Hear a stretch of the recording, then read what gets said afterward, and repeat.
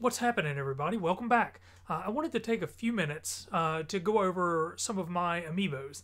Amiibos are kind of in a weird spot right now, and I'm actually going to touch on that more on my actual podcast on iTunes and SoundCloud, which you can find in the link in the description box below.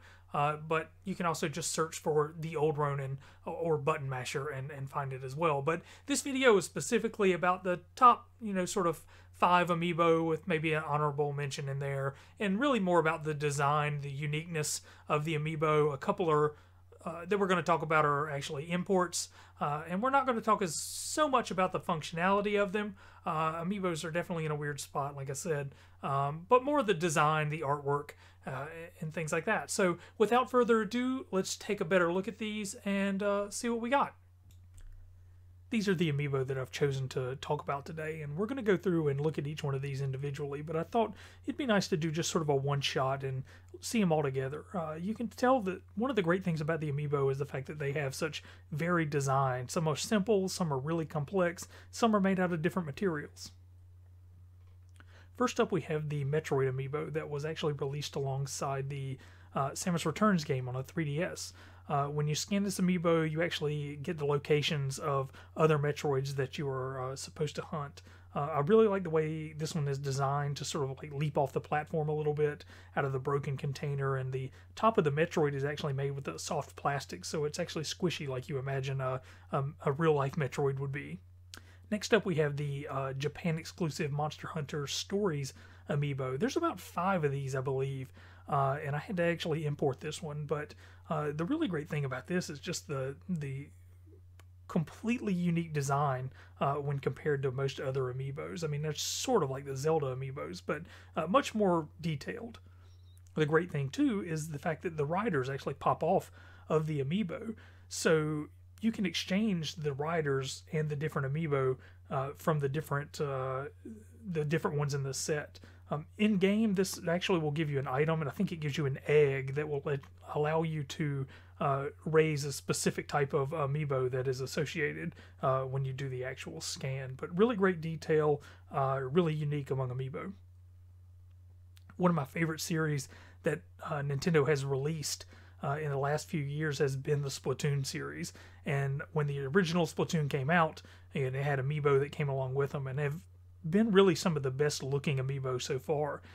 They continued the trend with Splatoon 2 when it came out.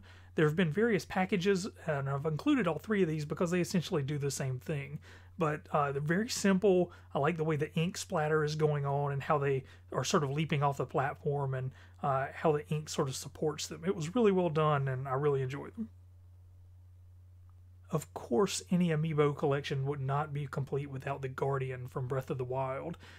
This one just has to be included because of the overall size of it and the fact that you can move the legs around. Now, when you scan this one in, you actually get a chest, and you have the potential to get some really powerful weapons and armor when you do these, a lot of the Guardian stuff. So, this one looks really good pretty much anywhere. And probably the most unique out of all the all of the Zelda amiibo. It's definitely like just massive. Look at it. Yeah, I really enjoy this one a lot, and I think everybody that's doing the amiibo collecting should get this one, and it's still readily available if you keep an eye out.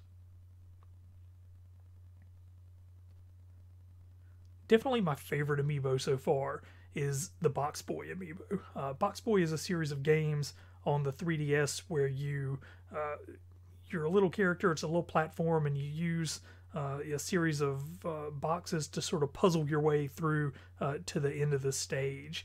Box Boy is also known as QB, and it's in the game itself. I think it gives you extra costumes. I've honestly never used it in the game, and I think it has some upcoming functionality in the new Kirby game for the Switch as well. But super simple. Again, Japan only. I had to import this one as well, but I think it's just bloody adorable, don't you think?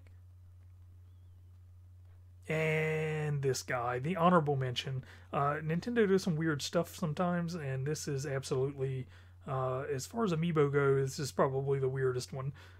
This box of cereal was released a few months back promptly sold out pretty much everywhere. However, it's in functionality wise, it really doesn't do a lot. In Super Mario Odyssey, you can scan it in, and just like most other amiibo, it'll give you a hint as to where the next moon is or where another moon is at. But you know, even though I wouldn't consider this one of my favorites, it's definitely a unique approach to the amiibo in reaching a broader audience. And like I said, it's becoming one of the harder ones to find. But if you see this on store shelves, you should definitely pick it up. So there it is. That's my sort of top 5 favorite amiibo, or top 6, I guess, technically. Just sort of out of my personal collection. There's definitely some cooler ones out there, especially on the import side, that we still haven't gotten a hold of yet. But out of my collection, these are the ones that I think stand out most. So, like I said, check out my my podcast for more sort of in-depth discussion about the overall state of Amiibo right now. I think it's definitely interesting, an interesting subject to talk about, especially if you've walked into any sort of retail establishments and seen the Amiibo section. So it's interesting to talk about. So I hope you'll tune in, subscribe for future content, and we'll talk later. Peace out.